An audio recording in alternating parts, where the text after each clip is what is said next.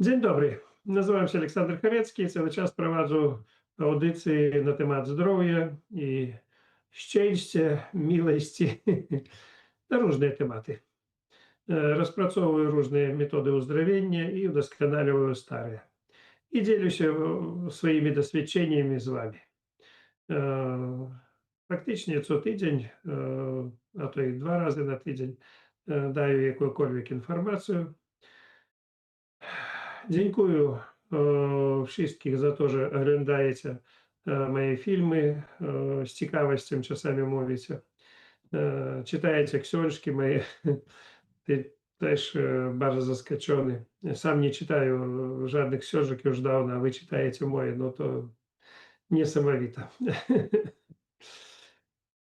Dzisiaj porozmawiamy na temat znowu zdrowia i na temat ziół.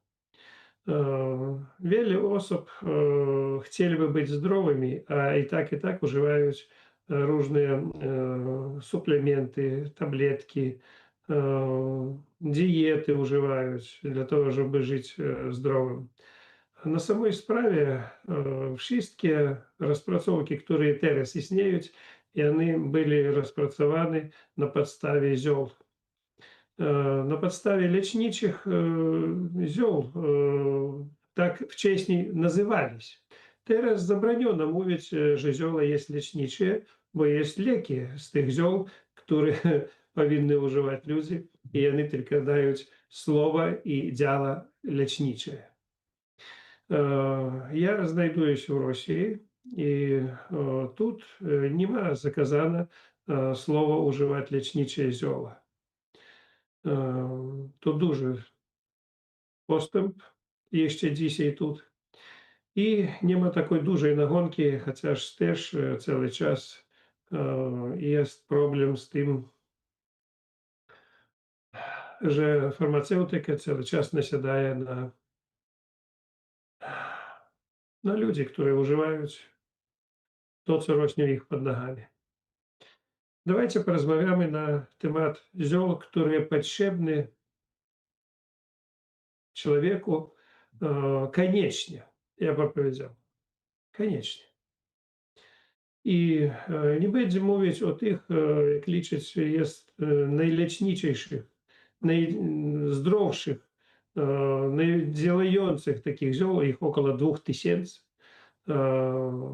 a porozmawiamy na temat tych chociażby dziesiątka, które jest pod ręką i które mogą dać wiele efektu zdrowotnego, które ja liczę, że jest cały czas pod rękami i my powinny to używać.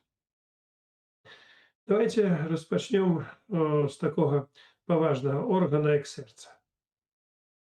Co można dać, żeby ono lepiej pracowało? Wszystkie organy narządy, ja wam powiem, to już drugi temat. To jest, kiedy silnik pracuje, to jest możliwość naprawy i reszty. Jak silnik chory, to już gorzej. Jest wiele metod, o których my rozmawiali wcześniej, tam na przykład te zimne wody, tam sauny, tam, to bardzo dobrze. Ale dzisiaj rozmowa o ziołach. No ja by powiedział, że jest waleriana od serca. Super. Jest gluk. Niesamowita działa. To dwa takich zioła, które wzmacniają serce. Jest mięta, melisa, które dają spokój człowieku. Rozluźnienie, rozwolnienie takie, to też bardzo dobrze działa dla serca. Kiedy człowiek denerwuje, i tak jego będzie podwyższone tętno, ciśnienie. Także trzeba trzymać siebie w rękach i po możliwości nie denerwować w ciężkie nasze czasy. Co jeszcze może pomóc przy ciśnieniu na przykład? Kiedy zmniejszy ciśnienie, no jakby no niewiele osób tego odczuwają. Хоча теж jest problem, ale najmniejszy. Z obniżonym ciśnieniem, no 10% ludzi, a 90% z podwyższonym ciśnieniem. Także będziemy rozmawiali więcej z podwyższonym ciśnieniem. Znowu, co może dać zwykłe zioło na przykład, które jest u każdego pod rękami albo w sklepie. Na pierwszym miejscu jest granat. Taki malutki. Znaleźć dzisiaj w sklepie. Malutki, malutki taki. O. Ach, pachnie. Dobra. Сок граната обнижает ciśnienie. Его не можно używać сок граната, żeby wiedzieli o tym, kto ma niskie ciśnienie. Sok granata tak samo może, efekt taki uboczny jest, może robić zaparcie. To mówi, że psuje ząby. Także no, wiele takich jakby efektów ubocznych. Ja bym nie liczył, że to jest wiele problem z tym, no, z obniżonym ciśnieniem samo sobą nie trzeba używać. A tak reszta to jakby dużo kwasu w tym, ale jest słodkie, jest różne granaty. No ale nie tak dawno trafił na metodę, mnie pan Antoni poradził. Na to, że jest ten sam granat, i on, sok granata obniżaje ciśnienie.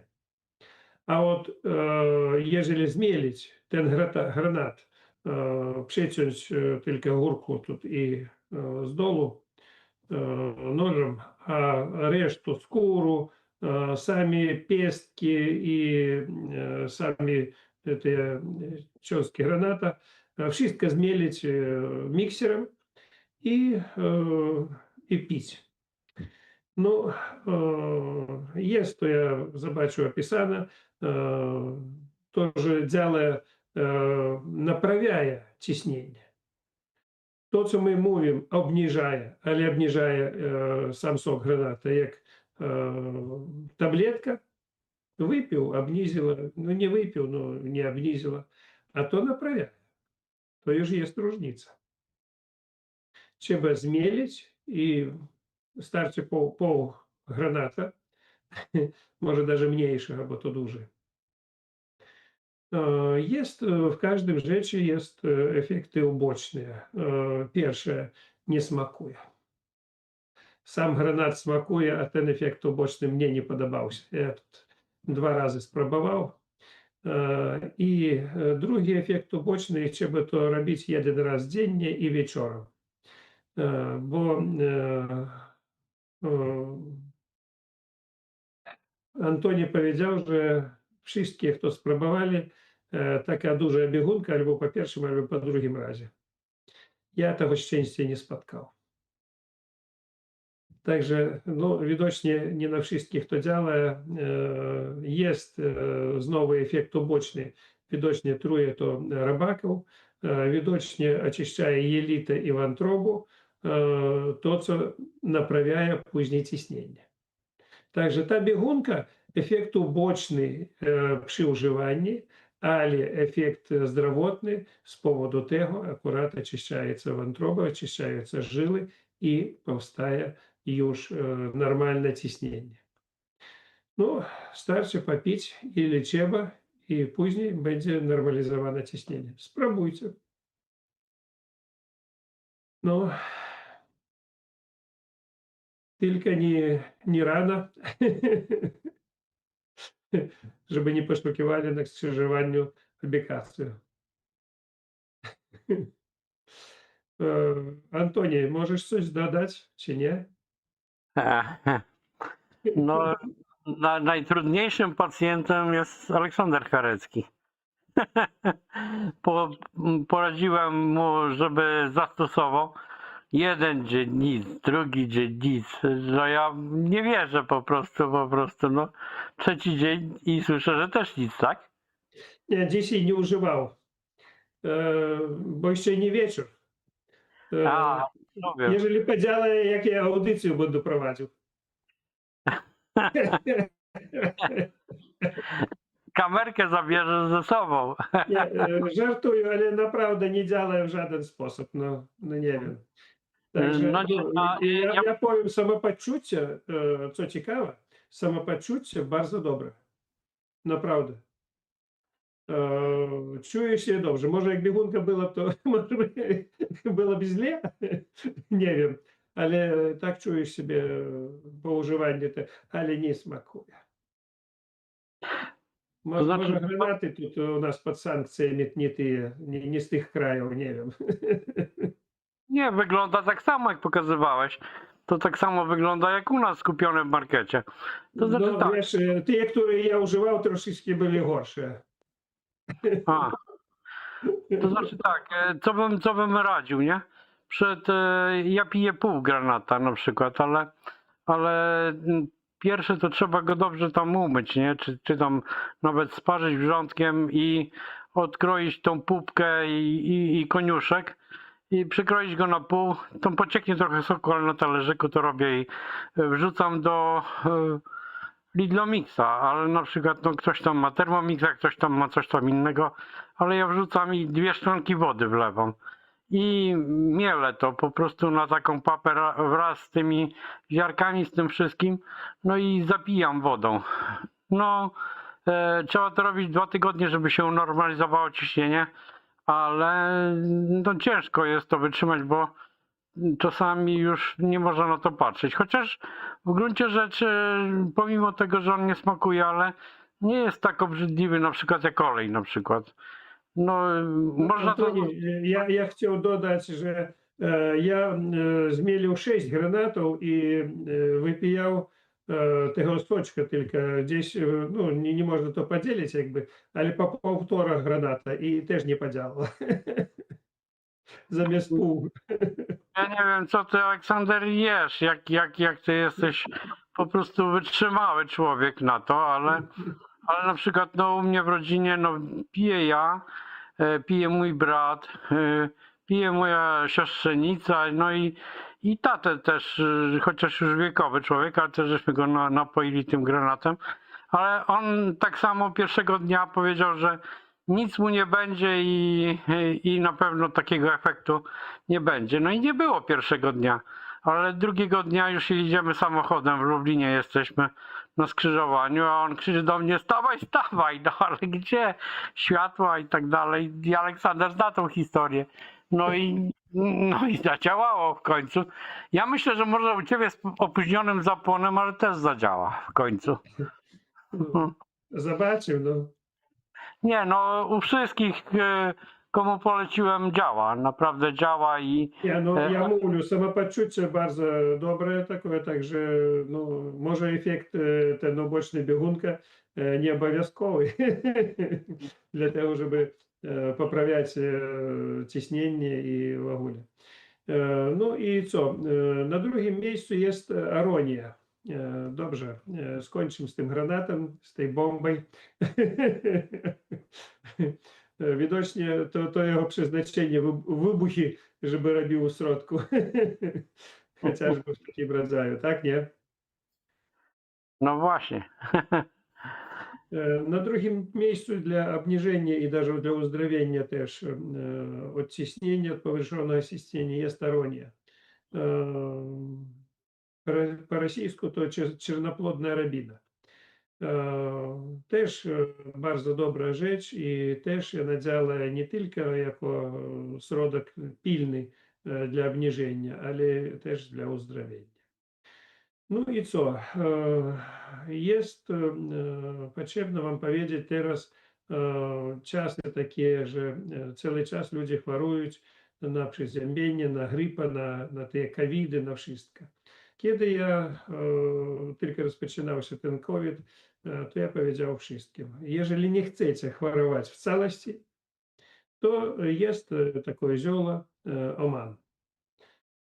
Historię tego Amanu ja już kilka razy mówił, nie będę powtarzał, ale najlepsze zioło od przeziębienia, od grypa, od chorób takich z płucami, z gardłem, z wszystkim nie istnieje. У меня были люди, которые хворовали wiele lat. I astma, i no, wiele problem z płucami.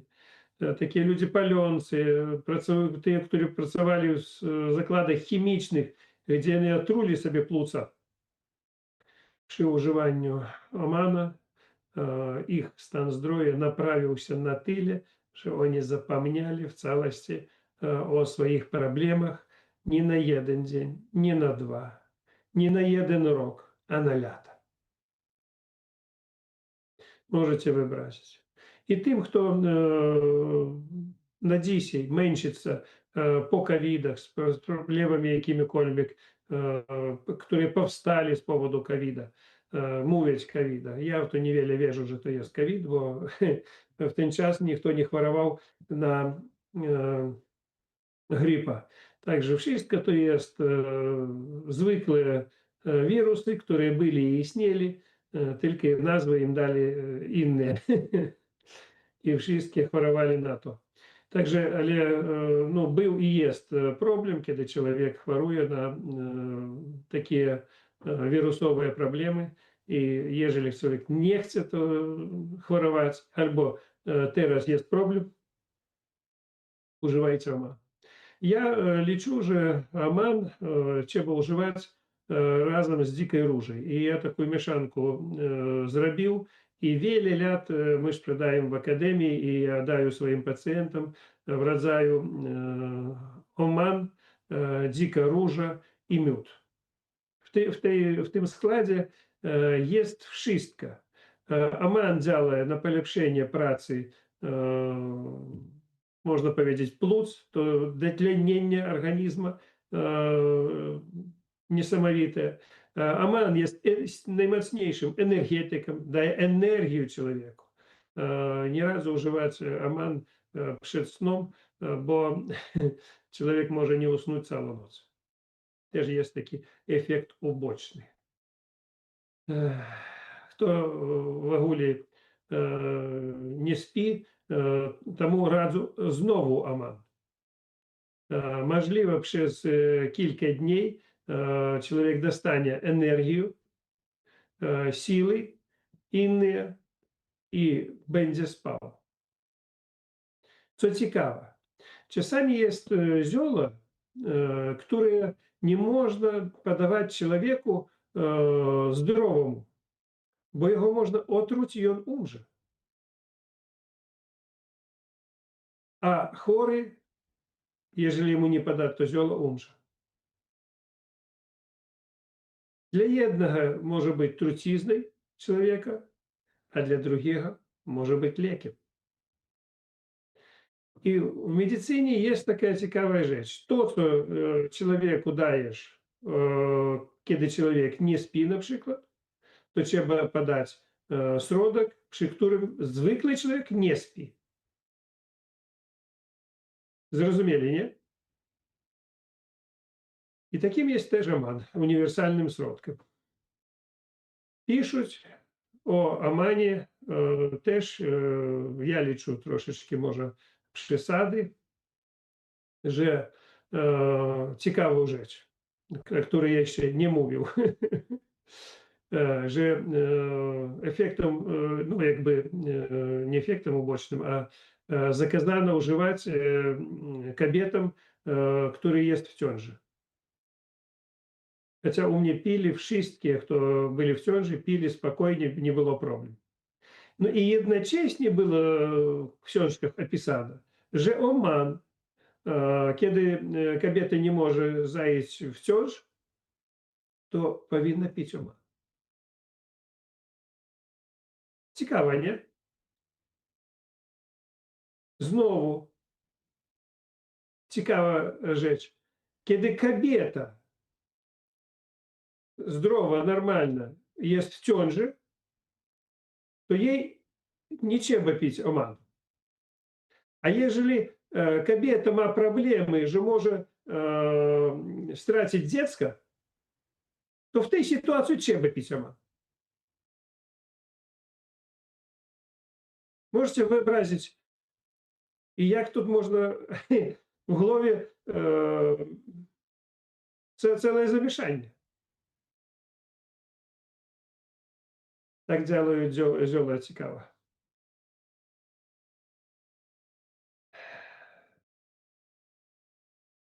Czyli jak można ustalić, czy na przykład oman działa pozytywnie dla człowieka, czy nie? Przyjąć i sprawdzić, czy jakąś ma reakcję, czy coś innego? Nie, ну я даю приклад о kobietach w ciąży, bo wiele takich opisanych sytuacji jest. Ale co ciekawe, opisują używanie amana, na przykład przy amanie tam coś mogło być, tak? Ale nie piszą o tym, że w ten sam czas te kobiety, na przykład w ciąży, używali może 20 tabletek. Wy rozumiecie, nie? І невідомо, від яких сродків могло бути який-кольвік ефект побочний. От уживання амана для звиклих людей, окремя тьонжа, я мовлю, бо у мене цілий конфлікт інформації незрозумілої є в голові, а так я не бачив ні одної особи, которому то зашкодило. Єдине, я для цікавості беру аман во всі делегації з собою, i herbatki, kiedy zmęczony, kiedy coś przeziębiony, wiele jest wirusów, bakterii, jedziesz w kraj na przykład w czasy i tam cały czas coś złapają ludzie. A ja piję herbatkę z amanem i mnie nic nie bierze. Wy rozumiecie, nie? A co to jest na urlopie, na wczasach, tam na ocean или na morze pojechał, tam na przykład na Czerwone Morze pojechał, i u ciebie biegunka albo problemy z temperaturą, wszystkim, przeziębienie, no to 2 tygodnie ty męczysz się i 2 tygodnie ty tam jest. I co z tego? No, to nic. A jak bierzesz sobie aman, to popił herbatki i wszystkie problemy znikają. Dlaczego na wczasach w takich ośrodkach wiele problem jest? Bo wirusy, bakterie, grzyby, robaki, kiedy my żyjemy u siebie w domu, to my możemy u siebie wyprać wszystko, wyrzucić, zdezynfekować. A możecie wyobrazić, że w hotel przyjeżdżają ze 100 krajów świata. Wszystkie z swoimi różnymi wirusami, bakteriami, grzybami, robakami, i wszystkie jeden jednemu przekazują. No. I jedyny środek ja liczę, no nie jedyny, ja 2 bierzу z sobą, jeszcze jest kulcze zioła. Także jeżeli coś, albo jest kulcze zioła, albo aman, albo ich razem, no i to daje taki efekt, że w życiu nikt nie zachoruje, jeżeli to poużywać. No i teraz z amana przechodzimy na, jak ja już powiedział, na zioła, jest kulcze zioła, albo gliśnik, nie wiem, co u was w Polsce, dwie nazwy na jedno zioła i dwie дуже różne takie. Po rosyjsku to називається zioła чистотел. Чистое ciało faktycznie. I to ono odpowiada, a co takiego glistnik, nie to glisty, nie to co, niezrozumiała nazwa. A чистотел naprawdę odpowiada. Co on daje, ten чистотел? Ten glistnik. Problemy ze skórą. Niesamowite działa. Wirusy, bakterie, grzyby. Niesamowite działa. Na robaków nie mówię, bo niewiele. Ale wirusy, bakterie i grzybicy niesamowite. Tak samo można powiedzieć, z jednym najlepszym środkiem, kto ma wirus papilomy, to brudawki, no, to faktycznie jedyny ludowy środek narodowy taki, który realnie walczy z tym. A co jest wirus papilomy? To faktycznie pierwszy problem szyjki, macicy, no, турбують рак шийки матицы. Także jeżeli pukać tam, jeżeli pić herbatku czasami, nie trzeba przesadzać. Dlaczego ja mówię, nie trzeba przesadzać z tym ziołem? Bo bardzo mocne to zioło antybakteryjne i zabija faktycznie wszystką florę bakteryjną. To trzeba uzupełniać. Cały czas trzeba uzupełniać. Jak my mówimy teraz o uzupełnieniu, to przejdziemy na temat uzupełnienia. Czym uzupełnić swoją florę bakteryjną, jak czymś zabili? No to jest owoce, jest te same rodzinki, jest kwas na chlebie, jest soczek z brzozy, który niesamowite działa i jako probiotyk i antybiotyk naturalny. Dwa w jednym. Сочок з бжози я лічу не тільки як зьола, то не зьола в постаті тих зьол, які ми вживаємо, то продукт нашого drzewa to też roślina. Jeżeli wy zobaczycie, ile kosztuje soczek z brzozy i soczek z jabłka, które hodują, zbierają, to soczek z brzozy kosztuje więcej. Jego wartość, ja liczę, że też może даже większa. Хотя każdy soczek jest w swoim rodzaju niepowtarzalny. Dzikie róże, jak ja mówię, to cały kompleks witaminów, który człowiek potrzebuje. Takim środkiem witaminnym jest jeszcze malina. Albo liście maliny, albo sam owoc maliny. To niesamowita rzecz. Tak samo jagody. Jagoda niesamowite działa na wzrok. To daje na tyle dużo mikroelementów. I jak wy myślicie, kiedy jagoda w jakiej postaci najlepsza? Najlepsze albo świeże, albo sucha. Suszone, mielone, proszek ten niesamowity. Ale może nie na tyle na oczy, ale na cały organizm działaють liście z maliny, no i z jagody. Liście z jagody niesamowite działaють na system immunologiczny, podwyższając. Jest jeszcze takie zioło czerwona borówka, albo brusnica. Ostatnie dziewczyny, które przyjeżdżali do mnie z Polski, jak zobaczyli na targowisku tą brusnicę, zapytali, co to jest. Nie wiedzieli nigdzie i nie słychali. Jak pospróbowali, myśleli, że to klukwa żurawiny. Na widok jak żurawiny, tylko mniejsze, no, gdzie w 2 razy, gdzie w 3 razy tak mniejsze. Ale ona smakuje niesamowite. Dla nerek najlepsza rzecz. I sama ta czerwona borówka, brusnica w postaci owoca i liście. Ja powiedziałbym, dla uzdrowienia nerek, może даже na pierwszym miejscu. Dla uzdrowienia. Nie dla polepszenia czegoś tam chwilowego, a dla uzdrowienia.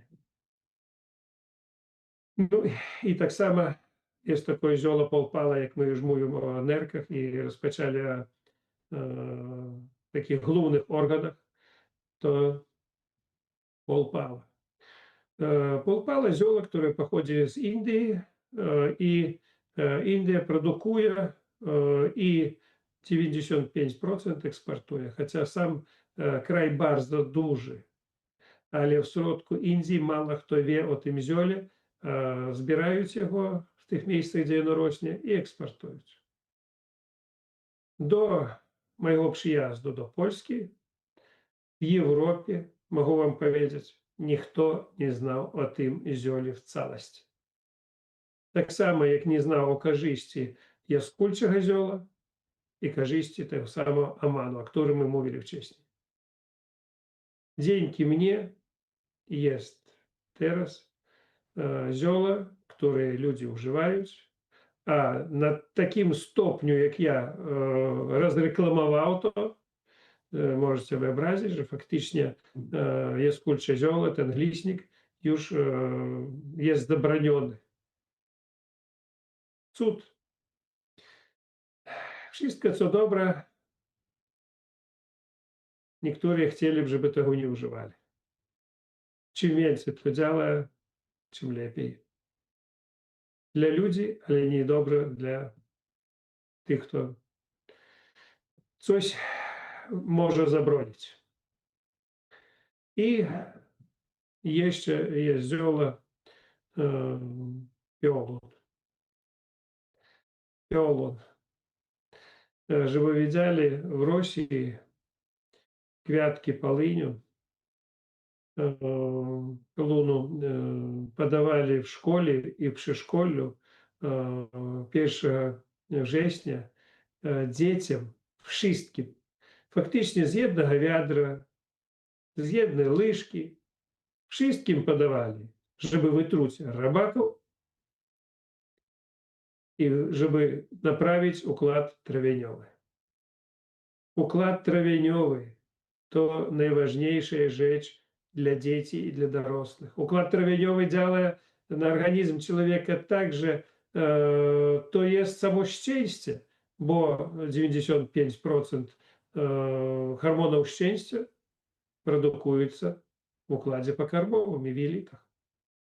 I kiedy tam jest normalne bakterie, kiedy tam jest mikroflora i wszystko pracuje jak trzeba, no wtedy człowiek szczęśliwy. A jak tam żyją pasażyty i oni mają szczęście, że oni tam żyją, no to niestety człowiek będzie smutny. Jak zobaczysz na ulicy dużo takich złych ludzi, no to wiadajcie, powiedzcie im, że masz ty robaków, kurczę.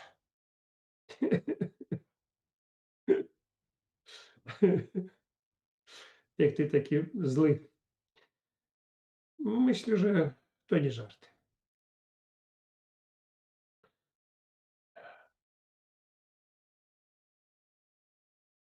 A może u was jest jakiekolwiek pytanie? Znaczy, ja chciałbym sprostować trochę wypowiedź, że nazwa glistnik to nic nie mówi, bo ja słyszę w tym słowie glist znikł, czyli glista znikła, czyli ziele, które powoduje, że glizdy znikają. No, sprawa w tym, że glistnik faktycznie nie działa na same glisty i na pasożyty. Na wirusy, bakterie, grzyby niesamowite działa. Lepiej za wszystko, a na pasożyty nie. Także no troszeczkę nie to. Tego, co ja słyszałem, to nazwa glistnik jaskółczy pochodzi od tego, że jaskółki, które mają czasami wydziobane oczy, leczą się tym i podobno im wzrok jest przywrócony i te oczy po prostu się regenerują po jedzeniu właśnie glistnika. Nie wiem, skąd jest część glistnik skąd pochodzi, ale jeżeli chodzi o słowo jaskółczy, to tak wygląda etymologia, którą ja znam.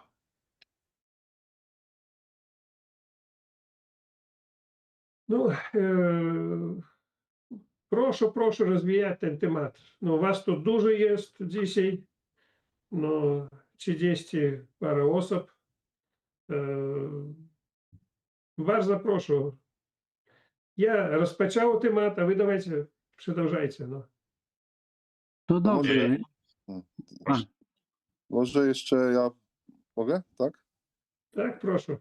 Bo właśnie a propos ziół, dzisiaj czy wczoraj oglądałem jakąś audycję i taka pani terapeutka mówiła tak, że bardzo dobroczynne są na serce konwalie z glistnikiem właśnie, że ta wiedza jest bardzo u nas nieznana i że tylko że trzeba oczywiście odpowiednio do tego podejść, trzeba odpowiednio przyrządzić i że jak się to wie, jak to zrobić, to że ma bardzo dobre działanie na serce, lepsze od strofantyny. Taką słyszałem wypowiedź. Co pan profesor na to? No, ja wam powiem, że może ona i ma rację, ale trzeba jeszcze pamiętać o mieszankach. Proporcje tych mieszanek to bardzo odpowiedzialna rzecz.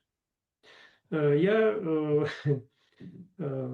вы не uwierzycie, около 10 lat walczył ze swoim synem. Mnie prywatnie nie ma czasu, żeby wszystko sprzedawać zioła, które potrzebne ludziom. I ja 10 lat walczył z nim, żeby on zajmował się tymi ziołami i sprzedawał te mieszanki, które ja rozpracował, które ja znam, żeby on to sprzedawał. Na dzień dzisiejszy i on już sprzedaje wiele, ma już duży asortyment, ale to walka była 10 lat. No. Ja wam powiem tak, że te główne zioła, o których ja wymienił, może jeszcze tam z dziesiątek jeszcze jest, których ja jeszcze nie przypomniał, jest, jak wam powiedzieć, głównymi takimi ziołami, z których można zrobić jeszcze mieszanki, które mogą uzdrowić wszystko, co wy zechcecie. Jedno zioło działa osobno na coś więcej, a jeżeli zrobić mieszanki, to one dają duży efekt. Tak samo jak ja na przykład mówię o mieszanki, które ja też rozpracował, to moja rozpracowka Oman, Dzika Róża i jeszcze dodatkowo miod. Oman daje energię, polepszaje pracę płuc, polepszaje, żeby lepszy był tlen, даже truje robaków, można powiedzieć, даже w tym stopniu.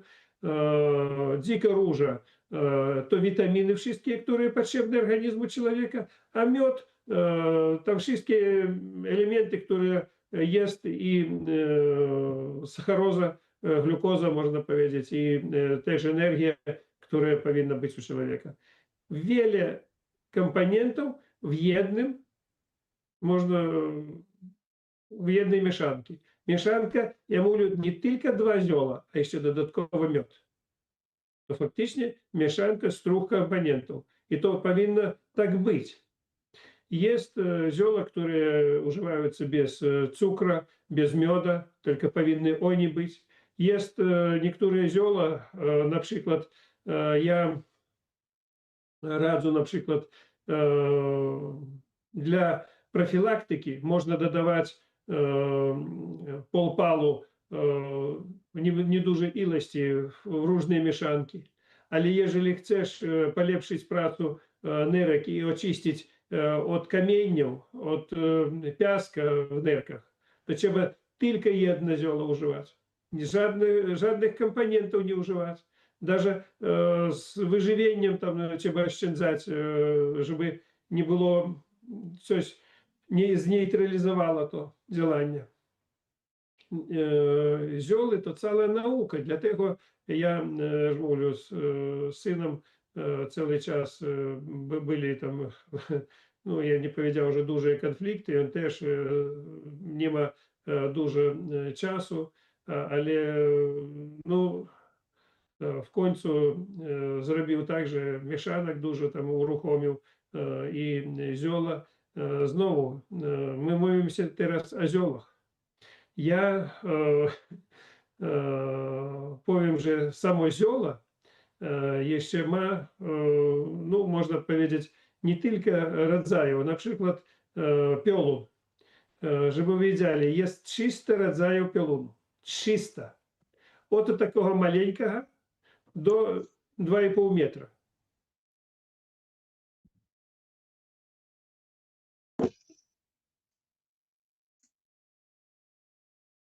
żeby wy widzieli jedną rzecz. Samo zioło ma różne rodzaje. Nazwa jedna, a zioło inne. I druga rzecz, gdzie to zioło rosło?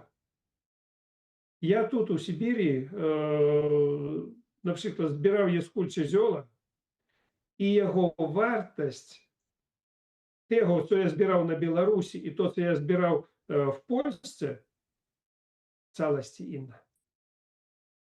У мене кроплі на очі не псуються в вагулі. Я тут роблю з того зьола. А то, що робив у Росії і на Білорусі, часами псулось і за 2 тижні. Także sama ziemia, samo powietrze, słońce, wiele składników dają inny składnik tego zioła. Ważliwe inne działanie. To jest szczególnie istotne na przykład w przypadku cynamonu. Są 2 podstawowe rodzaje cynamonu. Sajgoński i cejloński. I cynamon z Saigonu nie ma nic wspólnego z cynamonem. Wygląda podobnie, pachnie podobnie, ale on może być nawet szkodliwy. Zawsze trzeba zwracać uwagę, żeby jeść cynamon z Ceylonu. No, o tym ja teraz i mówię. Także kiedy ja rozpoczynał działalność w Polsce, to my z Syberii ściągali wszystkie zioła. Teraz tego niemożliwe, chociaż sprawdzili tych dostawców, jakość no, dosyć dobra tych ziół, które my używamy tam w Свободицах. Nie my, a ja, no, syn teraz tam załatwiają te wszystkie sprawy, sprawdzają te zioła, wszystko dobrze. A niektóre kupują bez sprawdzenia to, co jest w internecie i no, nie wiadomo, co, jak tam działa. Także jest przy zbieraniu tych ziół, gdzie one rośli, ja тут nie wszystko zbieraję sam. Ja załatwiаю tam jeszcze dalej z Altaja wszystkie zioła, które używаю, ja załatwiаю tam. I to naprawdę inny rodzaj, inna struktura, inny smak i inne uzdrowienie. No. Czy słyszałeś o takim ziele, które się nazywa wilcza kora? Wilcza kora. To jest zioło z południowej Ameryki. Ostatnio mi wpadła w ręce książka o księżu Szeliga, który pojechał jako misjonarz do Peru i on się odróżnił od innych misjonarzy, którzy pojechali, żeby te plemiona uczyć chrześcijaństwa. On zaczął się uczyć od nich, jak leczyć. I właśnie on tam zgłębił tajemnice różnych ziół południowoamerykańskich i głównym z tych ziół to właśnie jest wilcza kora. To jest z takiej z jednego z drzew południowoamerykańskich. I on później otworzył klinikę w Limie i tam bardzo skutecznie leczył raka przy pomocy wilczakory. I teraz można dostać ekstrakty z tej wilczakory. I ta klinika jeszcze funkcjonuje. On umarł chyba jakieś 10 lat temu. Umarł, on jest już starszy. Był kiedyś w Polsce też później. W każdym razie właśnie podobno wilcza kora jest niesamowicie skuteczna w leczeniu jakichkolwiek form raka. No, ja wam powiem, że ja więcej używаю i radziłby używać zioła, które jest, no, rosną pod nogami. Bardzo dobrze działają na organizm, bo organizm ich rozpoznaje. No, ale niektóre, jak ta polpala, niestety nie rośnie w Polsce. Także trzeba używać i tej rośliny, które jest. Po tej roślinie, które Janusz mówi, ja nie znam, nie spotkał się i ну, не имел проблему с раком, с того поводу не знал, жил.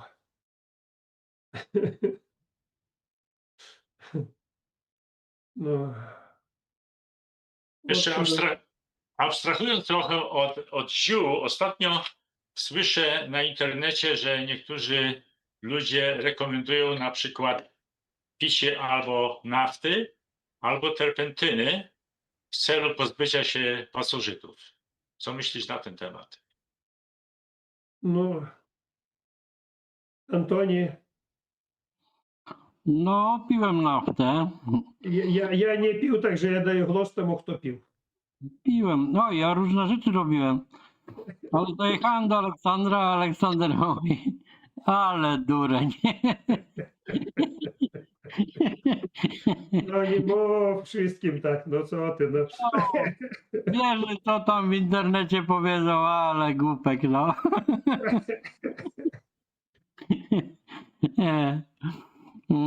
Dobrze, ale ja bym zadał inne pytanie jeszcze. No, Антоний, jak ty tam pił naftу, a benziny nie wychodziło tam z jednego miejsca, nie? Nie sikał benzyny? Nie, brat mi kupił i w tajemnicy przed rodziną przywiózł mi, żeby, no w ogóle próbowałem i tą metodę doktora Aszkara, no takie różne rzeczy, ale to wiesz, że powiedziałeś, że Wiesz, u mnie pytali, ile, no parę tygodni temu, nie będę mówił kto, żeby ja może dostarczał naftу z Rosji. Mówię, że nafta z Rosji lepsza jak Polska, żeby pić. no ale po co to pić, tak szczerze powiedziawszy, my nie jesteśmy napędzani ani na diesel, ani na etanol, na benzynę, także bez sensu. Bez sensu, ale zapytam, bo tak, była poruszona aronia i nie powiedziałeś, z czym to stosować, bo chodzi mi taki po głowie pomysł, nie, że mam krzak aronii, tak sobie myślę, z czym ją zmieszać, czy z miodem, czy z cukrem rozpuszczonym do 40%.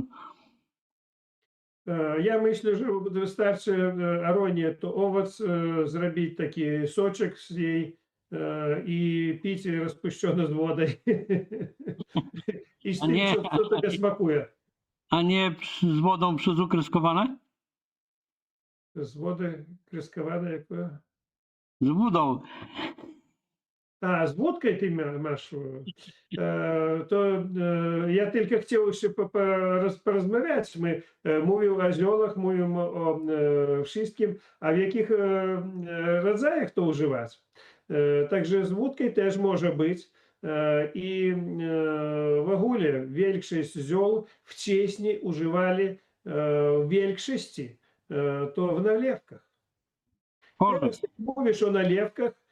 Ja kiedyś mnie zadzwonił jeden, jak to powiedzieć, niekie radio w Rosji, jakie był w Polsce, no, żeby ja program taki zrobił z nim razem i zapytał mnie, jak tam na temat alkoholu. Ja йому mówię, że alkohol to bardzo dobrze dla zdrowia.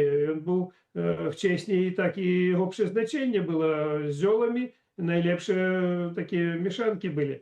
Ale on mówi, a co ty myślisz o dzieciach, które uzależnione już w większości od alkoholu? Ja mówię, nie trzeba mylić o alkohol, który piją, i alkohol, który uzdrawia razem z ziołami. Oj, i on więcej do mnie nie razu nie zadzwonił i taki był zły. Co ty, miliony dzieci teraz już piją alkohol, taki problem. Ja myślę, w jego rodzinie tam ma problem z dziećmi, które piją.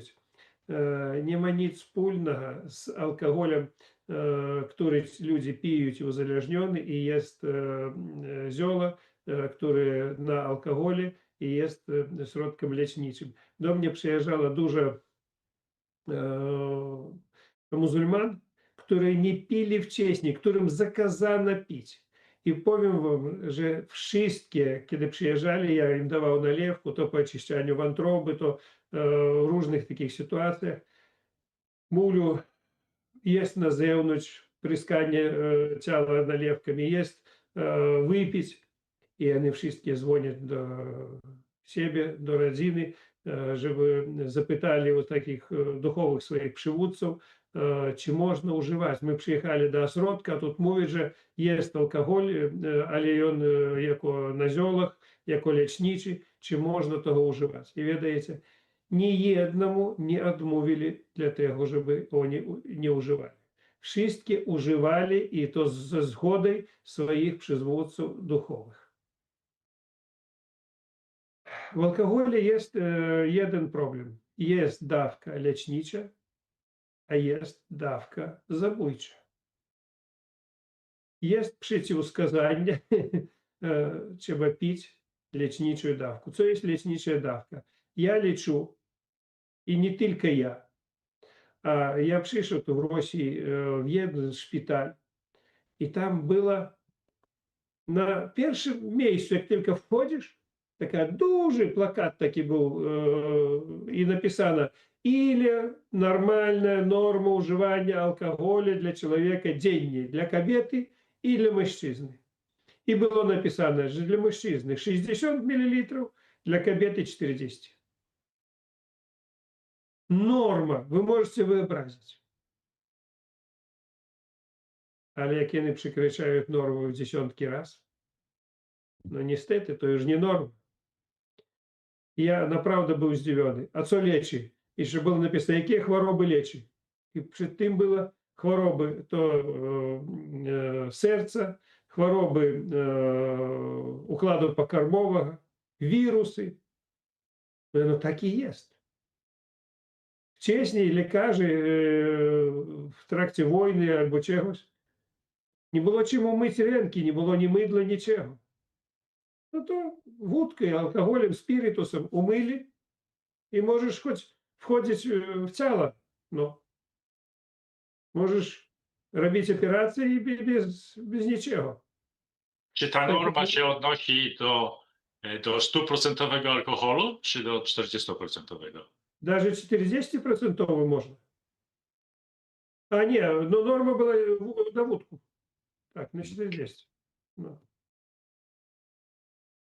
Я, наприклад, роблю wszystkie zioła, rozpuszczają w spirytusie. To mnie nie tak jak samo dla picia. Ja robię taki koncentrat, a później rozpuszczają się dodatkowo wodką. Albo jeżeli no, chcę użyć na przykład wypić, no to można rozpuścić albo wodą, albo wódką. Ale kiedy rozpuszczasz, kiedy długo stoi środek zioła w spirytusie, i rozpuszczasz wódką, i ono postoi, to опадає, так воно widocznie, że rozpuszczone w spirytusie, a jak wodę rozpuszczasz, to ono опадає na dół. To zioło rozpuszczone już znowu robi się twardym, można powiedzieć.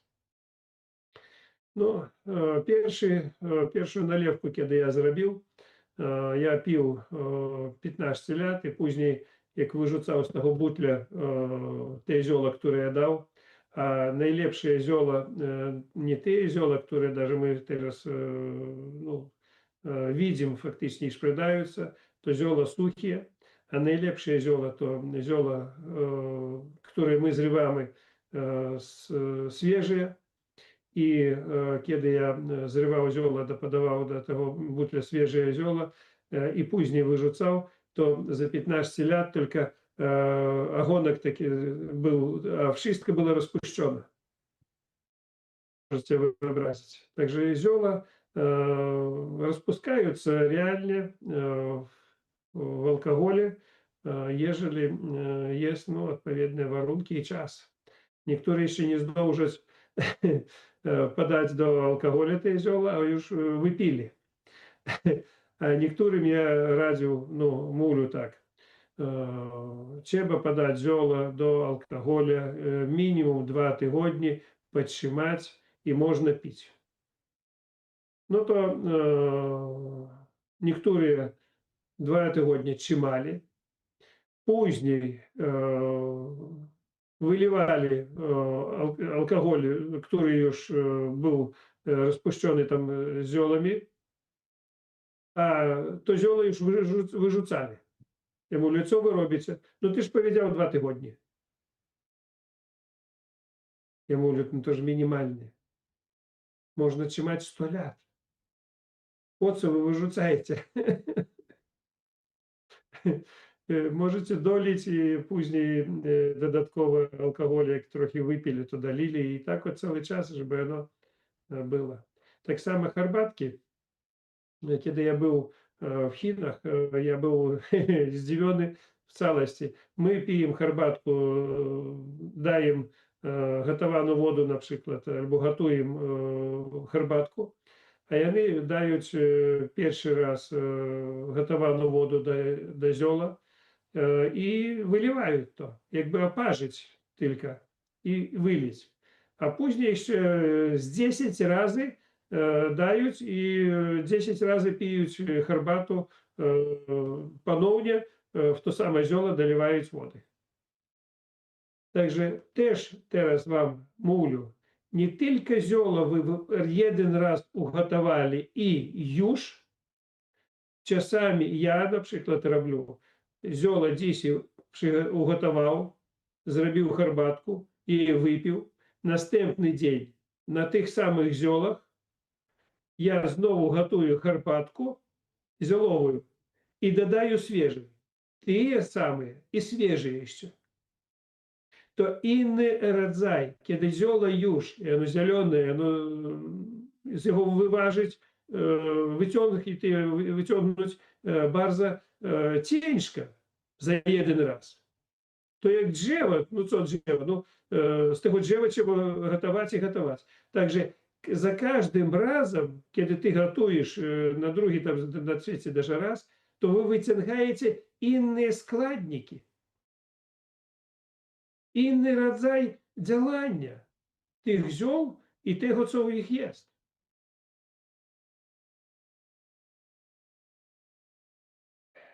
A to jest bardzo, bardzo istotna informacja. Nawiasem mówiąc, ostatnio szukałem metod na najlepszy sposób wyciągania substancji z zielonej herbaty. I znalazłem informację, że zasadniczo zimne parzenie, czyli nie zalewanie gorącą wodą, tylko zalewanie herbaty zimną wodą i wstawienie do lodówki na przykład na noc, że to podobno powoduje lepsze wyciąganie substancji z tej herbaty. Ja zacząłem to robić i faktycznie ta herbata jest bardzo mocna po przeleżeniu w lodówce przez noc. W zimnej wodzie. І зимна вода теж розпускає, і тепла вода, і готована вода у різних родzaях то działa.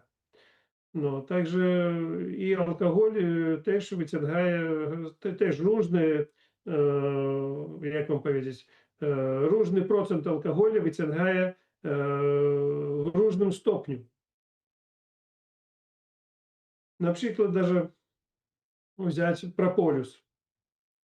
Від pszczeli, jeżeli dać do wódki, z jego nic nie będzie. Tam troszeczkę może zmienić kolor i nic nie będzie.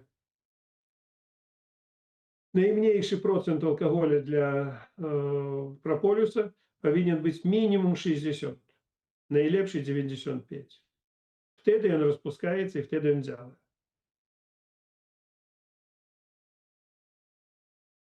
No. I tak samo zioła. Niektóre. Jest zioła, które na przykład jest wyciągi z sosny, tam z tych igł, z szyszek tych i tam dużo smoły. I даже wywar nie daje rady.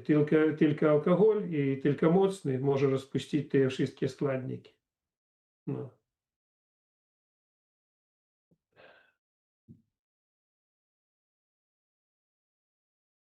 Jest,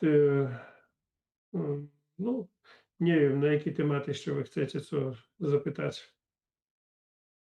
Panie profesorze, jaka jest różnica w działaniu dla organizmu między wypiciem herbatki ziołowej, a zrobieniem lewatywy z herbatki ziołowej? Ну, działanie bardzo duża różnica.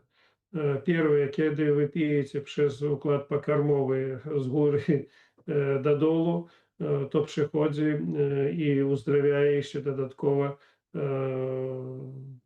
układ pokarmowy i żołądek, i dwunastnicу, wątrobу, i to wchłaniaється w krew po przetworzeniu faktycznie.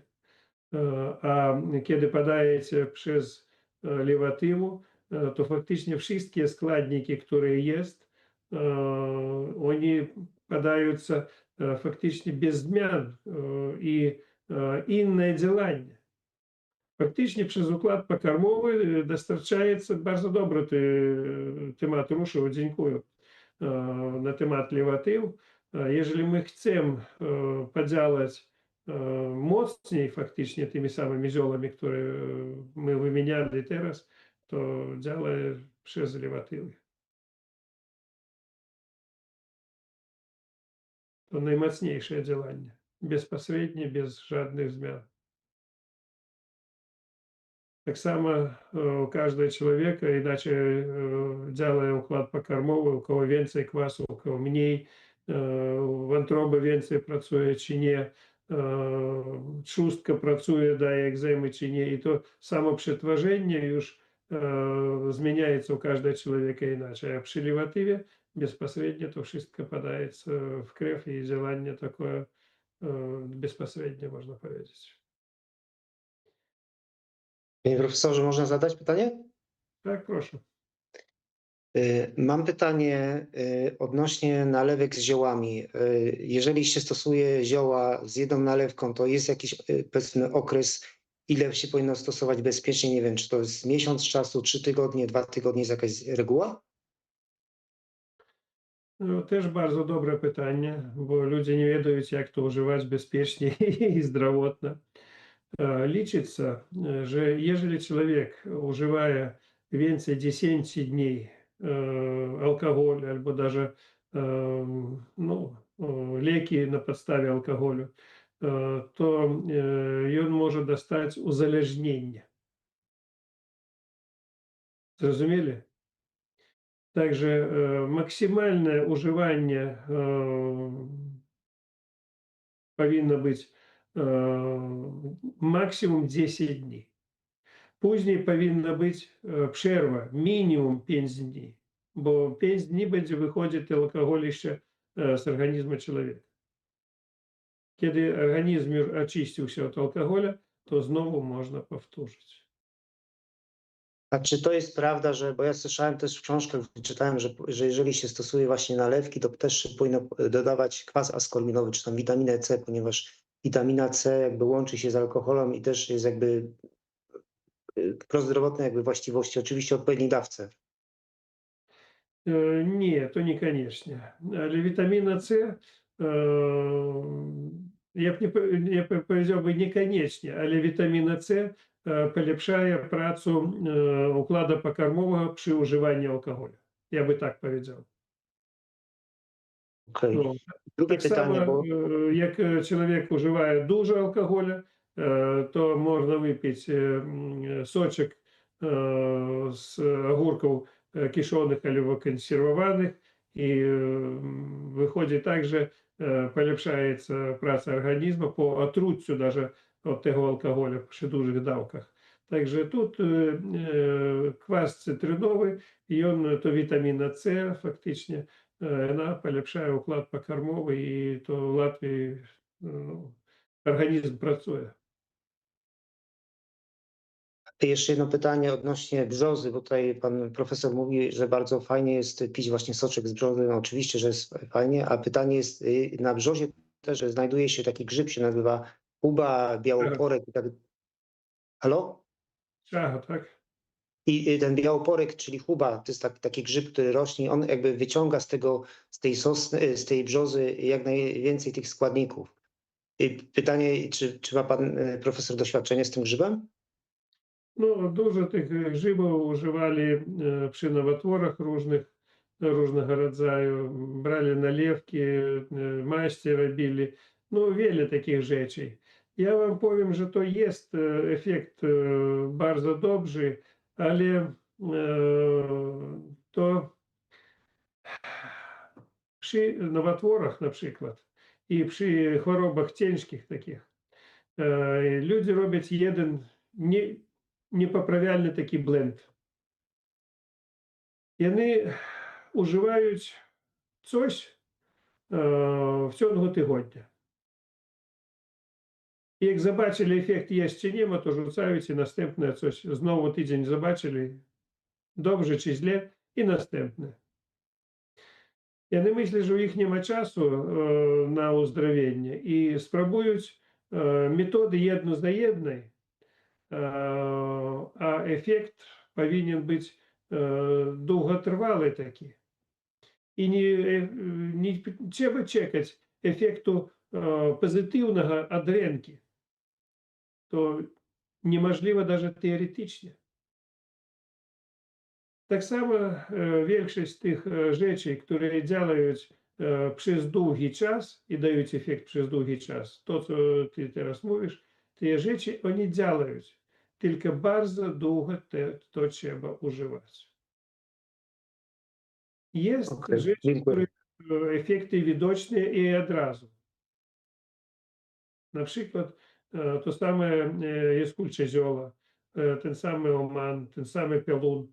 Użył przez kilka dni, to już no, jest efekt. Żeby wy wiedzieli, w niektórych, no, można, niektórej literatury opisane, i ja mogę potwierdzić ze swojej praktyki, że na przykład ludzie, którzy używają даже piolun, piють його як herbatку albo używają jako proszek. Ja liczę, że proszek bardzo dobry, by його użył i, no, można powiedzieć, zapił wodą i już z głowy, a od picia herbatki takiej gorzkiej, trochę gorzej.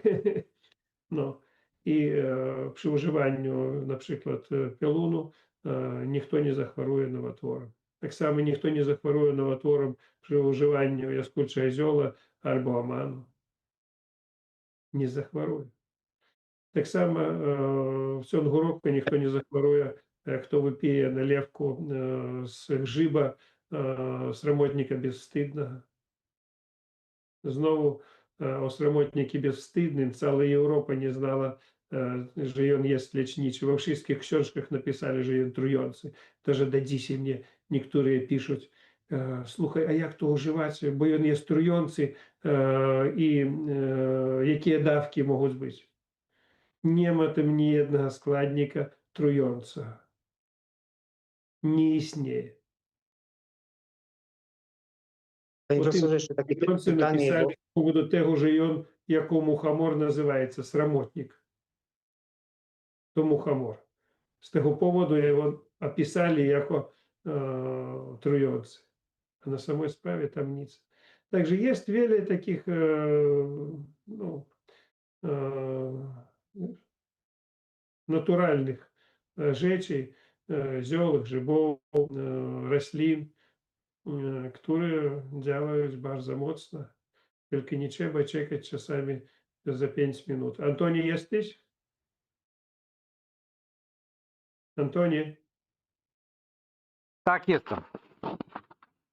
No, Antoni, powiedz, ile ty metod użył, okrem moich? Bardzo dużo. No ile? 10, 20, 50? 10 na pewno. Różne metody używałem, także...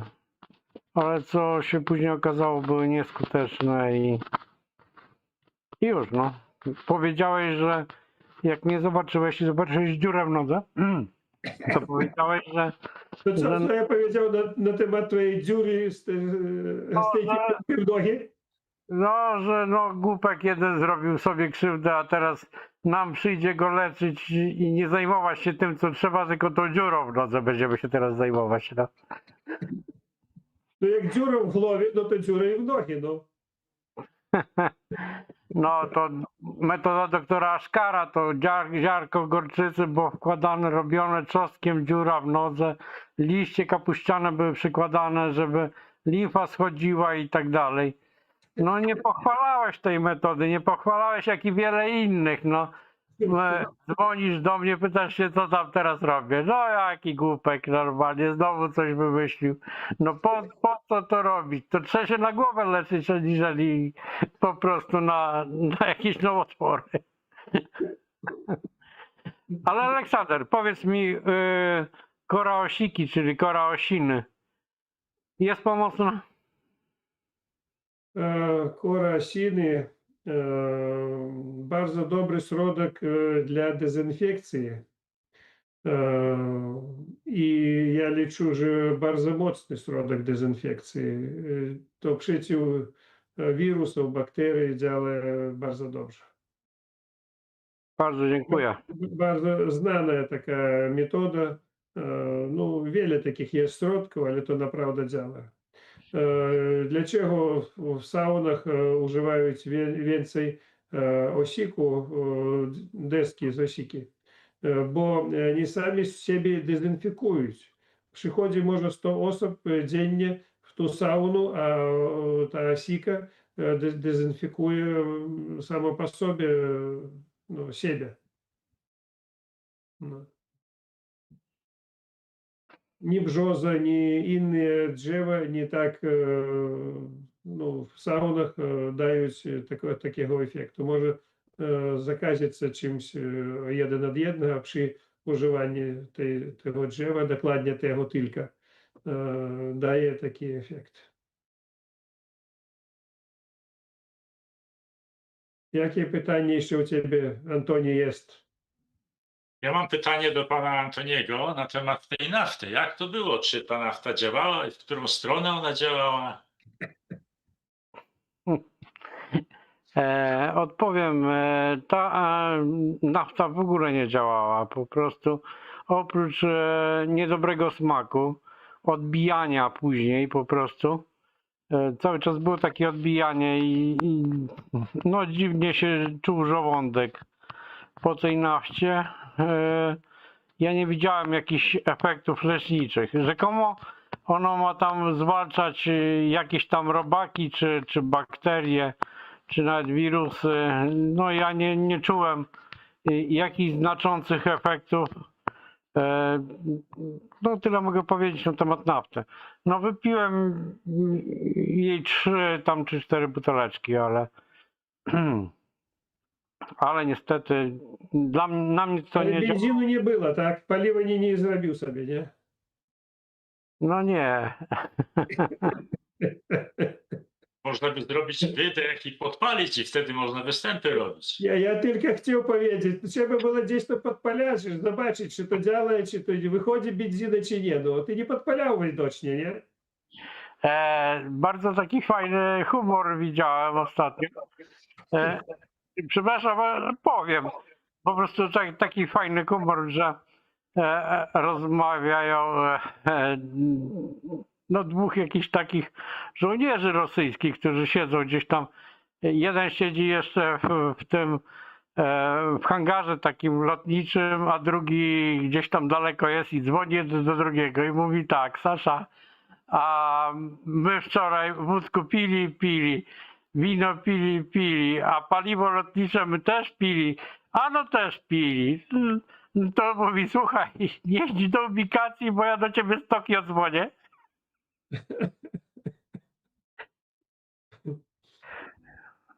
No tak. Także po tej nafcie też mogło być różnie. Nie, jakoś tam działa, ale na mnie ja nie poczułem jakiegoś tam efektu wow. No piłem tam różne metody też, olej lniany, metoda dr Budding, z serem tam chudym się go miesza i tak dalej. Nie no, wiele metod, ale nic nie było skuteczne, dopóki do Świebodzic nie pojechałem. Tam Aleksander mnie na pierwszym turnusie tak podniósł i fizycznie, i duchowo, że w ogóle no myślałem, że już mnie wyleczył po pierwszym turnusie. Ale po drugim już mi dał popaść. По No, першym turnusie on przyjechał z dużym bólem. Po pierwszym turnusie w całości przestał boleć. Po pierwszym turnusie my pojechali wczasy na Czarne Morze, tam na Rosję, można powiedzieć. I on spokojnie wypiwał butelkę wódki. I nic, nie czuł tam żadnych problemów ze swoim rakiem trzustki, kurczę, no. Możecie wyobrazić. Myślał, że zdrowy jak koń, i po drugim turnusie przyjechał, a jemu jak stało gorzej. Pierwszy turnus polepszył jego stan zdrowia, a drugi turnus tylko rozpoczął walczyć z jego problemami. A i on załamał się, że to już nie działa. 4 miesiące ze mną nie rozmawiał. Tak było. tak było, tak było. Ciężkie czasy wtedy nastały. Ciężko się żyło w ogóle, ból był niesamowity.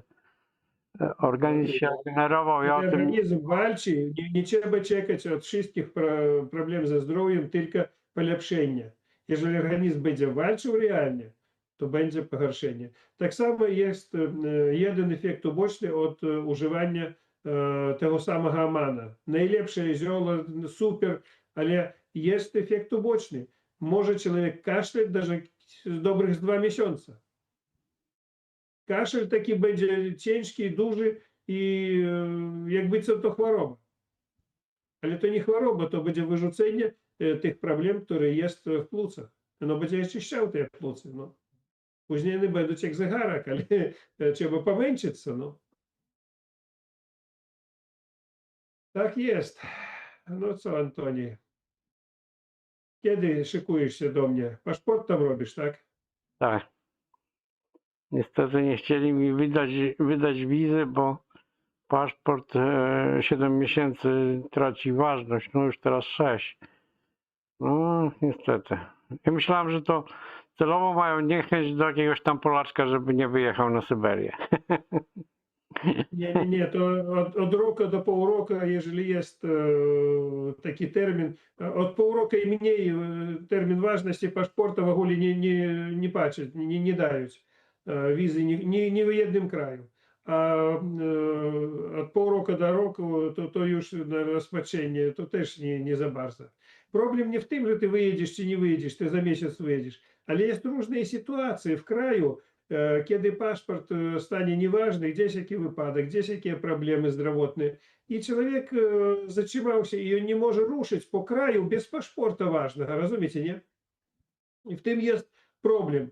A to jeżeli człowiek w Polsce bez paszportu ważnego, to jedna rzecz. To no co tam, od końca do końca tam 600 kilometrów. A jak w Rosji 8000 kilometrów? Rozumiecie, nie? No i to troszeczkę jak będzie pieszy iść z tym nieważnym paszportem, to może minąć rok. No. Także no, trzeba wymienić paszport i już. No. I no co chciałbym jeszcze powiedzieć. Jeżeli kto chce sprawdzone zioła, sprawdzone mieszanki, jeszcze raz chciałbym zwrócić uwagę, tam ja synu powiem, żeby on podał stronę pod filmem, gdzie można to pokupić. Nie dla reklamy tego, że on tam coś sprzedaje, a dla tego, żeby my to robili, dlaczego ja go wymuszał, żeby on to zrobił. Jest pacjenty, bardzo no, poważne pacjenty, które przyjeżdżają do nas i oni chcieli te zioła, które dokładnie my u siebie używamy, które sprawdzone. No i z tego powodu ja jemu cały czas mówię, żeby on to zrobił i sprzedawał. No i jeżeli kto chce, to może zamawiać tam zioła i różne rzeczy takie.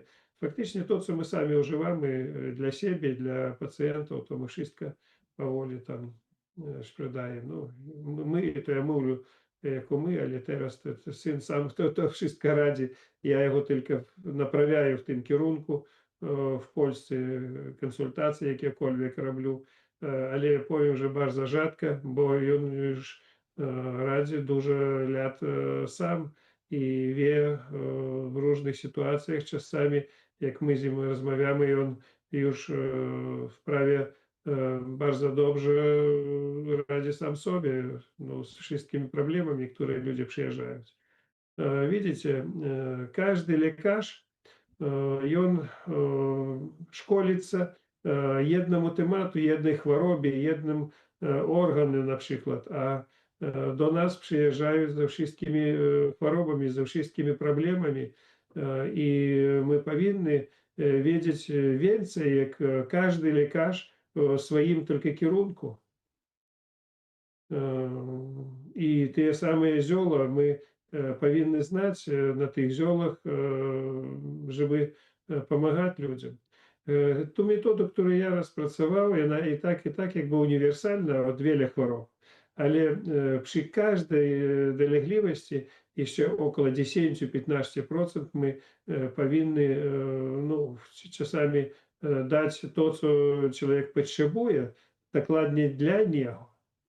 I тут дурень nie może pracować, bo każda porada to jest no, zdrowie, życie człowieka. Jest ludzie, którym ciężko już pomóc. I tak samo jak даже Антоний nie da się skłamać, i on już wiele walczył, ale jak ja jemu mówię, ty przyjedź do mnie profilaktycznie, uzdrów się, żeby żyć dalej zdrowo mnie, ja jeszcze czuję siebie dobrze. Rozumiecie, nie? Dobrze on siebie nie czuje, ale czeka, póki coś nie wybuchnie. I większość ludzi zajmuje się swoim zdrowiem tylko wtedy, kiedy już coś wybuchnie, a wybuchnie różnie bywa. Wy rozumiecie, nie? W jednej sytuacji można pomóc, w drugiej sytuacji można już i nie. Nie wszystkie sytuacje można zwalczyć i nie wszystko można naprawić.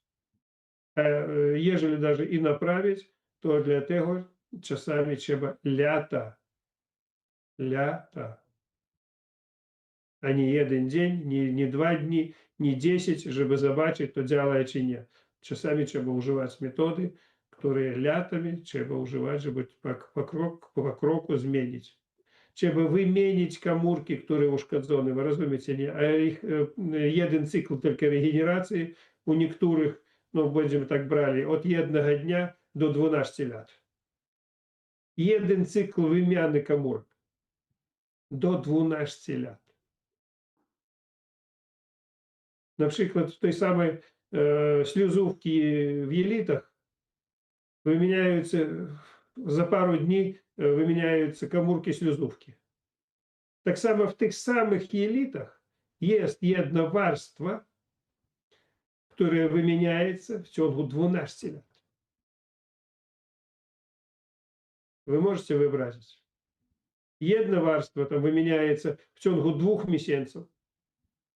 I jeżeli zrobić dziurę, rybak zrobi dziurę w tych jelitach, no to możecie wyobrazić, że można czasami naprawić i za parę dni warunki zrobić, żeby śluzówka naprawiłaś. A jeżeli poważny problem, to może na to będzie trwało i długo. A cykl wątroby ile? Wątroba faktycznie w ciągu roku może zregenerować. Wątroba najlepszy organ do regeneracji i mówi, że najgorszy dla uzdrowienia. Najgorszy dla uzdrowienia dla tych, kto nic nie uzdrawia albo uzdrawia nie tak jak trzeba. Na samej sprawie, jeżeli oczyścić i podać dobre warunki, to wątrobę za rok można uzdrowić wszystko, co tam, jakiekolwiek problemy. Jeden pijaka u mnie był z rakiem wątroby. Za miesiąc my jemu wyleczyli tego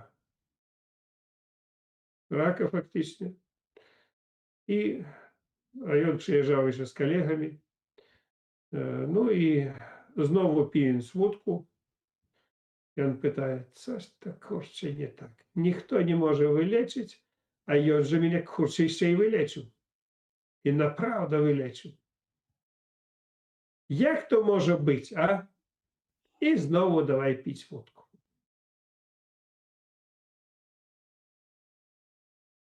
Ech, ludzie, co oni robią? Ja tutaj widzę analogię z drukarkami trzywymiarowymi do przemysłu, które naprawiam. I to jest tak, że jeden klient kupuje taką drukarkę za ciężkie pieniądze, używa po roku, przywozi ją do przeglądu, do regulacji i tak dalej. A inny kupi taką drukarkę, ją używa przez 3 lata i ona chodzi przez 3 lata, jest zadowolony, po 3 latach się zatrzyma. I on dzwoni i mówi, no wszystko było w porządku, tylko się zatrzymało. Przywozi tą maszynę i ta maszyna to jest rozpad zupełny. Tam jest wszystko do naprawy, wszystko do wymiany. Так и в życiu z człowiekiem. Samochód naprawiamy i profilaktycznie wozimy tam co 10 tysięcy, a człowiek przyjeżdża, kiedy wszystko rozwalone już. No i co? Mnie byli lata, kiedy no, rok na rok nie wychodzi, ale byli takie lata, kiedy można powiedzieć, każdemu trzeciemu odmawiali. Każdemu trzeciemu. Bo za późno przyjechał. Każdy trzeci. Вы можете wyobrazić. Так само не могу wytłumaczyć. Pracowniki na przykład, kiedy do mnie przychodzili na pracę, ja jeszcze dodatkowo badania robię. Nie te badania, przy których dopuszczają w Polsce, tam trzeba kal dać na jednego pasażera tam i już. I ty już możesz pracować gdzie chcesz. A ja badania robił na różne wirusy, tam na HIV, tam na wszystko. No i co? Całe życie normalnie przychodzili, wszystko dobrze. Później 4 osoby, jeden za jednym. Przyszli, u 2 podobne i u następnych 2 znowu podobne problemy, przy których ja ich nie wziął. Możecie wyobrazić. Ja mówię, coś dzieje się, rok na rok nie wychodzi. Ale ludzie czasami przyjeżdżają nie za późno. За późno. Даже przylatywali z Azerbejdżana, to była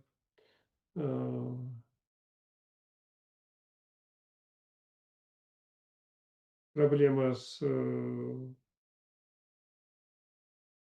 układem nerwowym faktycznie i osoba przyjechała w takim stanie, jakby jeszcze może być, tak z jednego widoku. Ja powiedział, że pilno do domu i chociażby wy zdążyli. I on przyleciał do domu i na następny dzień zmarł. Wy możecie wyobrazić, w jakim stanie ludzie przylatują. Даже nie to, że tu przyjechali obok. Dobrze. No co, jeszcze na jaki temat? Na temat ziół? Albo skończmy, że długo rozmawiamy. No, 1,5 godziny. Ja jeszcze chciałam dodać, że ostatnio mówiłam, że będę zamawiać paczkę ze Świebodzic i dzisiaj przyszła do mnie paczka i zamówiłam tam naturalnie zioła i tutaj mam taką mieszankę zdrowie bez żylaków. To pierwszy raz sobie ją zamówiłam i może Pan powiedzieć coś o tej mieszance, bo czytałam właśnie skład i tak dalej, no podoba mi się, no wypróbuję. No, ja powiem tak, cuda nie może być. Na pewno. Mieszanka polepszaje troszeczkę układ krężeniowy i jeżeli jest problem z żyłami, polepszy, ale dużo jeszcze trzeba pracować. Dużo. Ja tam nie mam takich aż nie wiadomo jakich, takie mam troszeczkę malutkie, troszeczkę mi tam wystają, ale chciałam wypróbować, bo widziałam, że macie Wiesz tą co, mieszankę. najlepszego od żylaków, ja lepszego nie widział. To masaż gua sha. No mam ten kamień, od Was też sobie zamówiłam i Masaż gua sha to faktycznie najlepsze. już patrzyłam jak to się Ale robi. bez очищania wątroby i dodatkowo даже te ziołki bardzo dobre popić, bez oczyszczania wątroby nic nie będzie. Mm. No. A jeszcze Дуже chciałam, teraz, дуже różnych ziół no teraz rozpracowane i sprzedaється tam w Sybadzicach. Syn sprzedaje. no naprawdę, bardzo duży wybór jest i duża paczka przyszła i to błoto przyszło, także będę się znowu smarowała. Cieszę się bardzo, że przyszło. A jeszcze No. chciałam dodać o tej nafcie. Ja kiedyś byłam taka bardzo chora, miałam strasznie długo kaszel, strasznie długo, chyba ze 3-4 miesiące.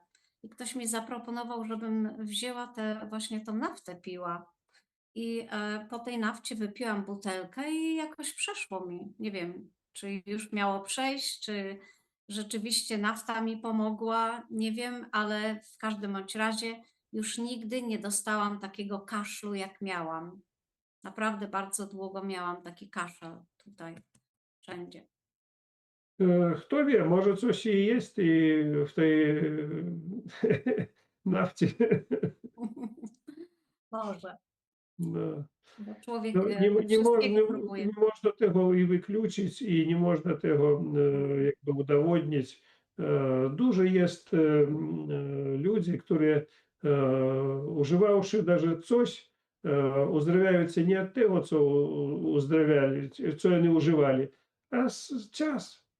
Czas działa Czas też. sam po sobie Tak. i wystarczy człowieku dać malutki kop po pupie, można powiedzieć, i człowieku dalej już uzdrawiaється. No, No, dziękuję. dziękuję. No co, nie ma pytań więcej? Mogę jeszcze coś opowiedzieć. Nie wiem, czy Aleksander będzie się z tym zgadzał, ale ostatnio spotkałem takiego staruszka lekarza i gdzieś go tam woziłem, podwoziłem i no i rozmawialiśmy tak o moich programach, o tym, że on wielu ludzi leczył.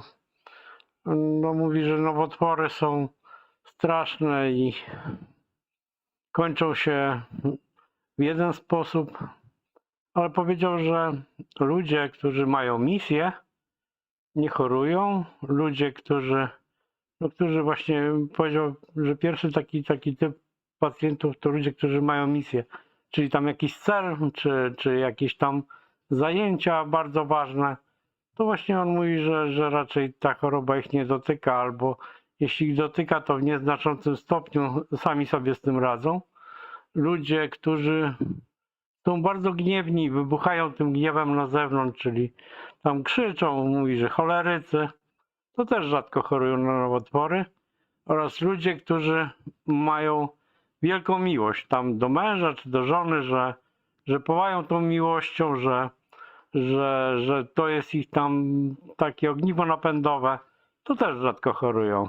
Ja uważam, że to bardzo ciekawe. Nie wiem, czy ty, Aleksander, się z tym zgadzasz. Zgadzam się. Tak jest. Najważniejsze даже ta misja, to plany. Jeżeli człowiek ma jakiekolwiek zaplanowane, co on powinien zrobić, to on idzie tej drogą, niezależnie od tego, co u niego jest. I on będzie, niezależnie od problem, będzie iść i dojdzie. A jak nie ma planu w życiu, to mnie bardzo nie podobaється w niektórych religiach, nie będę pokazywał paluszką, to, że niektóre w tych religiach mówią o tym, że za was tam wszystko полечили i wy powinni zgodzić z tym wszystkim, co u was jest i co u was będzie i kiedy będziecie żyli, co robili i kiedy wy umrzecie. Ja z tym nie zgadzam się. I kiedyś ja posyłał do kościoła, do Свободицы faktycznie wszystkich swoich pacjentów. I oni, niektóre przyszli i powiedzieli, wiesz co, jak tobie nie podoba, że my tu jest, my wyjedziemy, ale do kościoła więcej nie pójdziemy. Ja mówię, no co ty gadaєш, dlaczego? Ty mówisz, że trzeba myśleć, planować, walczyć z chorobą. A my poszli do kościoła, a там mówić, jak macie problemy ze zdrowiem, wy powinni zgodzić i nic nie robić. I co? My chcemy walczyć, my chcemy żyć, a tam mówić, że nie. To wasze przeznaczenie, tak powinno być i tak widocznie z góry powiedziane. Jest różnica, tak czy nie? Antoni. No tak, tak. Ja tam też miałem cel i się nie poddawałem. Jakbym nie miał tego celu i nie budowałbyś mnie też psychicznie i pomagał mi w różnych tam chwilach mojego życia, to też by się to skończyło pewnie po drugiej stronie,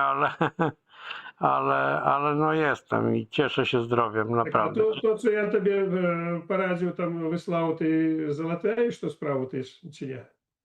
Tak, załatwiam tą sprawę. Myślę, że będzie pozytywnie, chociaż no, prawnik był zszokowany, że jak to?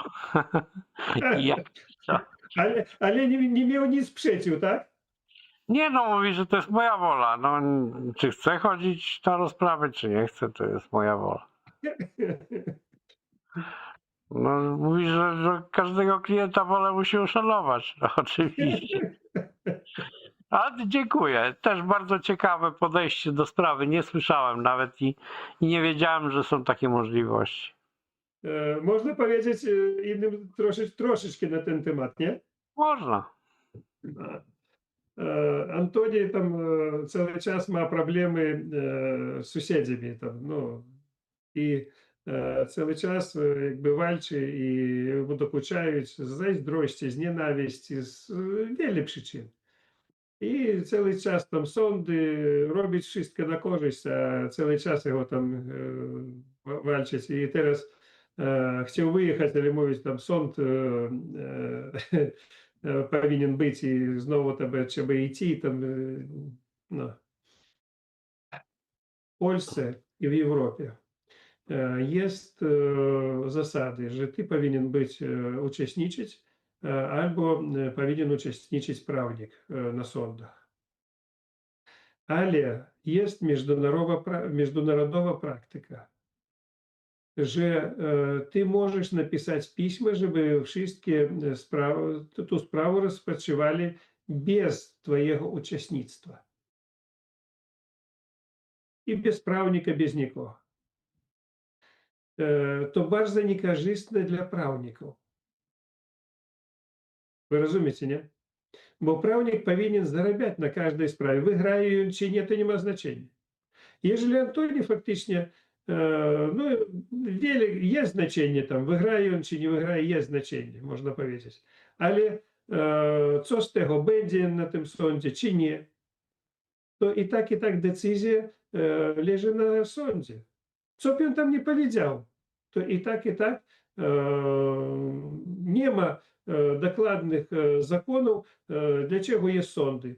Nie ma dokładnych zakonów, żeby 100% powiedzieli, że to opisano w zakonie i na podstawie tego będzie wyrok, można powiedzieć. Nie. I tak jest faktor taki człowieka. Trzeba, żeby człowiek sam w sądzie sam przyjął decyzję. No i w większości sytuacji, na przykład w Rosji, nie ma czasu chodzić do sądu. Każdy pisze takie pismo, że proszę rozpoczywać sprawę bez mojego uczestnictwa. Na waszą decyzję. Jaka będzie, taka będzie. Z tym zgadzają się, koniec. No i ja Antoni też poradził napisać takie pismo. Mówię, jest siły wyższe. Jak będzie, tak będzie. Co ty denerwujesz? No. Sprawa jeszcze, jak chodzisz do sądu, jak chodzisz do szkoły chodzili na egzaminy, no to każda taka rzecz, ona duży wysiłek, duży nerwów, duże zdrowie traci człowiek. A po co? No.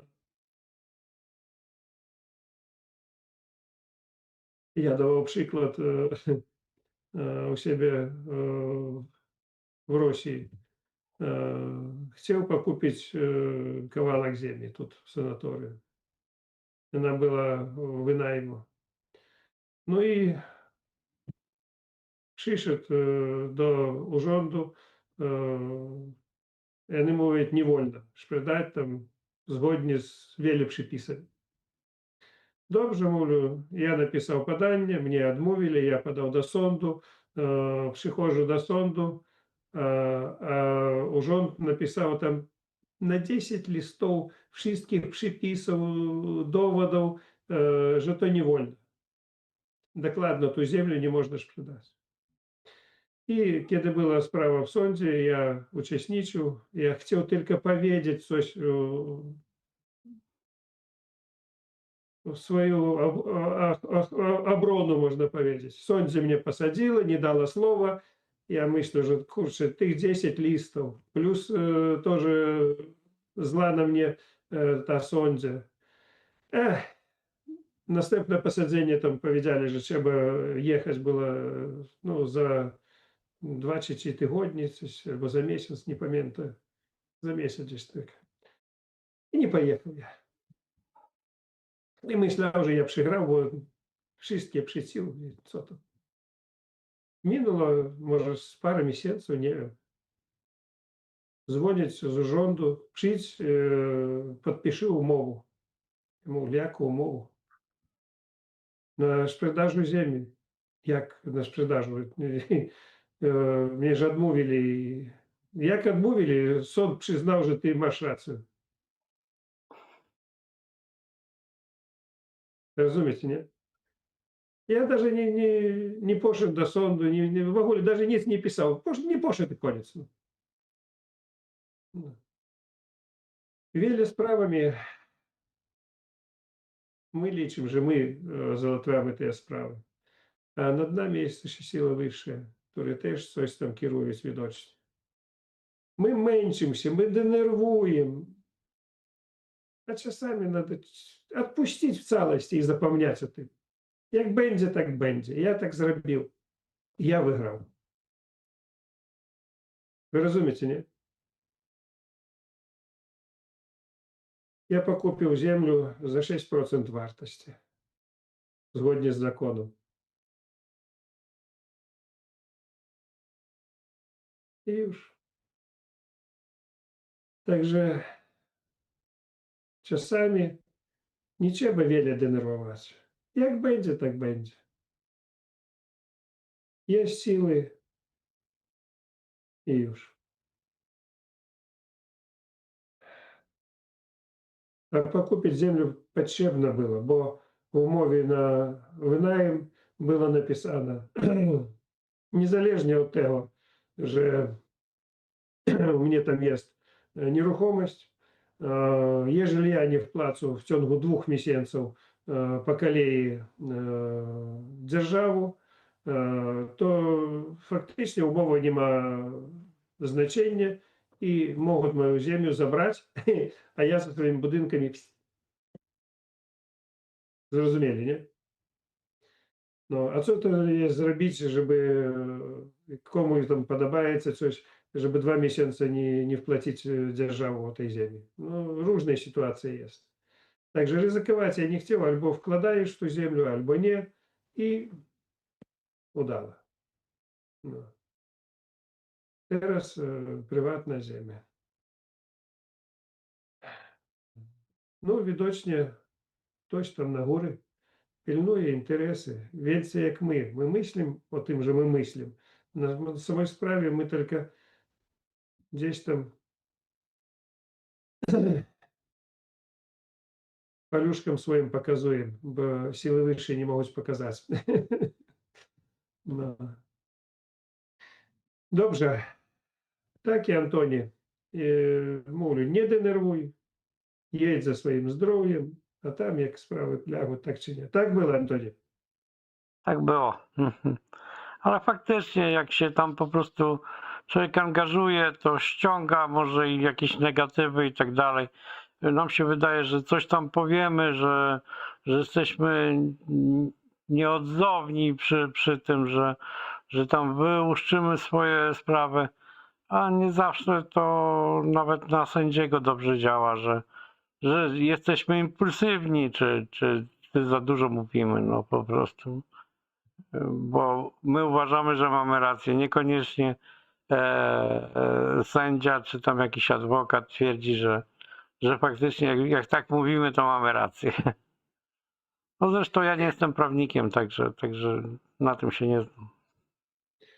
No, Jarmolu, jeżeli wy chcecie wygrać czasami, to nie trzeba walczyć. Nie trzeba walczyć. Trzeba napisać sytuацию, описать фактически и отдать на то, żeby sądzie i wyższej siły, no już, a krzyczeć, walczyć, bić głową об ścianę nie ma sensu. Sprawa załatwiиться, jak załatwiиться, tak powinno być. Z tym trzeba zgodzić, no i już. Dobrze, dziękuję.